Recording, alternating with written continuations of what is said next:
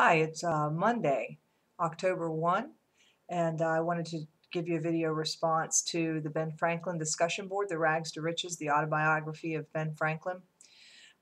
First of all, let me say y'all are doing a lot better now with the discussion boards. I am very pleased with what I saw from this discussion board. Some of you still need to provide specific examples more often.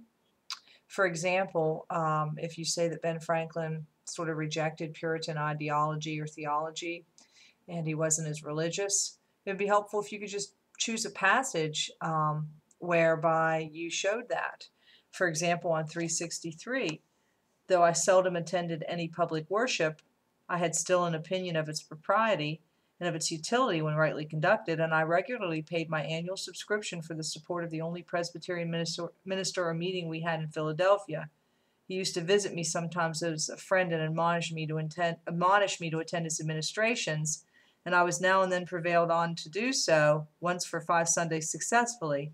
Had he been, in my opinion, which is funny because earlier he had said he learned when making arguments that you should temper those arguments with things like "I believe" and "in my opinion," and he puts this in italic print. So this is one of those hints that maybe this whole thing isn't as serious as people take it. I don't know, but he says, "In my opinion, a good preacher, perhaps I might have continued, notwithstanding the occasion I had for the Sunday's leisure in my course of study. But his discourses were chiefly either polemic arguments or explications of the peculiar doctrines of our sect, and were all to me very dry, uninteresting, and unedifying, since not a single moral principle was inculcated or enforced, their aim seeming to be rather to make us Presbyterians than good citizens." And then therein answers a question. Someone had mentioned that he was a Puritan.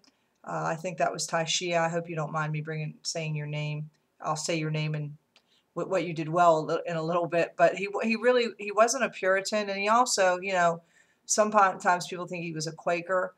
He's more Quaker-like than Puritan-like, but he was a Presbyterian, as you see from there. And he was influenced by the Puritans, though, as some of you pointed out.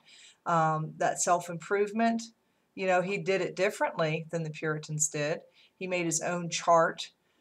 He came up with his own 13 virtues. He had his own formula for success, and it was very different from what the Puritans' formula for success was. But he was influenced by the Puritans, but then he sort of rejects that religiosity for the more rational thinking, which some people said in the discussion board, which was very good. And speaking of the Puritans, a couple of people discussed what the Puritans believed, and I think it's important to remember one of the tenets of Puritanism, and it's probably so common knowledge you don't even think about it, but it's that covenant of grace. That's that idea that, through Christ. So only if you, take Christ as your Savior do you even have a chance to possibly be one of the elect who might make it to a good place in the afterworld, according to the Puritans. And that's the covenant of grace, which replaced the covenant of good works, or supplemented it, I guess I should say, didn't entirely replace it. I liked how some people made connections to previous readings. I like that a lot.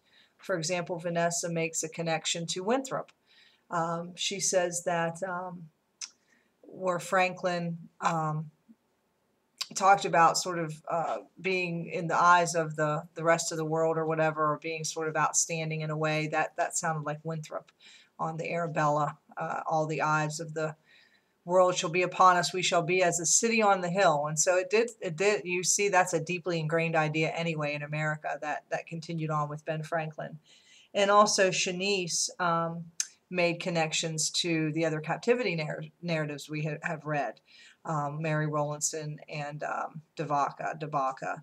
So that was real good. Rebecca Tolbert did a good job this week providing specific examples. One thing I did want to say, she referenced that the Puritans, first of all, she referenced quite well that the Puritans believed in original sin, so that we're all stained with original sin even when we're born. But Franklin, in opposition to that idea, believed in the idea that we're all a blank slate and that our experiences and our our experiences really form who we are. So we're a blank slate, and it's formed by our experiences. But the Puritans said, no, we're all stained with original sin. So Rebecca brought that out, and that was really good. But one of the things she says is that though that white males were the only ones who were allowed to sort of make it in the world or whatever. But while that may seem to be the case, and it kind of was in a way, it's more the elect, right? Whoever God chose ahead of time. There's that small group. The Puritans themselves are the elect. They're like the chosen people. But within that elect, we don't really know who really is elect or not. So this can cause some tension, and you can see why there might be some finger pointing. Well, that proves she's not one of the elect, type thing, which, eventually led to the witch trials and all that stuff. But so that was Rebecca. It was a good post. Just want to say, though, that it's the elect and not necessarily just the white males, although it certainly seemed mostly like that. I thought Jackson St. John did a great job this week as well. He made such a great reference to how labor and industry in this country, you can see the influence of Ben Franklin even in labor and industry. He specifically referenced the number 3 and 6 of the virtues, the order and the industry, and how not to waste time and that kind of thing. You can see the influence in the way we do business and the way we structure labor. So that was a great point. It's hard to break out of that.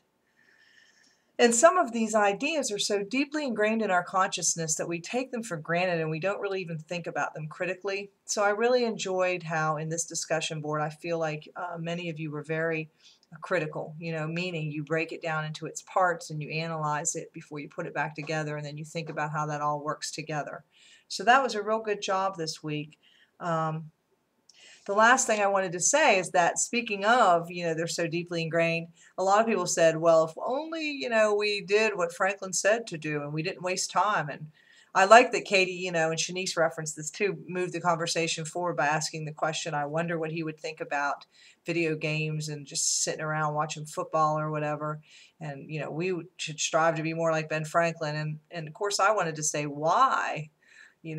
Why? I mean, some of me says, wow, we should really sit back and reflect and not work so much and not feel bad if we're not filling every minute of our day with structured, industrious activity.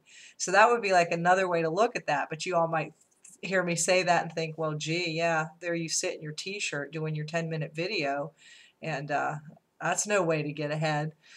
But just think about those things, okay? Because this is what American literature is all about. We have these deeply ingrained cultural beliefs, and we see the literature impacts that, or the culture impacts the literature. The question will remain, how does that, which influences the other, what's the relationship there? So that was great. As far as the small group discussion on Jonathan Edwards, everybody who participated in that did really well. You were very thorough. Whitney Carpenter in particular sticks out as somebody who was very thorough in her analysis, and a lot of you were, though. I mean, you did a super job if you participated in that discussion board. You broke up the questions and addressed different parts of that sermon. And it is important to note that Jonathan Edwards kind of went down in history as the fire and brimstone guy. And that was like his only fire and brimstone thing. I mean, he, in general, to break that stereotype of the Puritan, he wasn't dour and fire and brimstone so much. He also saw great beauty and felt great joy, just like Edward Taylor, the poet, did in his spirituality. And you saw that in the shadows of and images of divine things. Those analogies and similes and figures of speech were very different from. They were very celebratory. They were very positive. They were very joyful compared to their foot shall slide in due time, and you're doomed, and you're like an insect. You people we're just insects, and just because God decided not to get angry yet that you're even here, and it's going to be a fiery pit and a burning hell. I mean, that was his one thing, right? That was the one sermon, and it's kind of what went down in history. So you're on the brink of TWIS 1. And I think many of you are positioning yourselves to do quite well on that. So please watch the TWIS 1 video. Please review the Blackboard test taking pieces of advice. Please use the study guide and prepare yourself before you begin that. And enjoy yourself this week. Have a great week, first week of October, and I'll be back in touch again soon.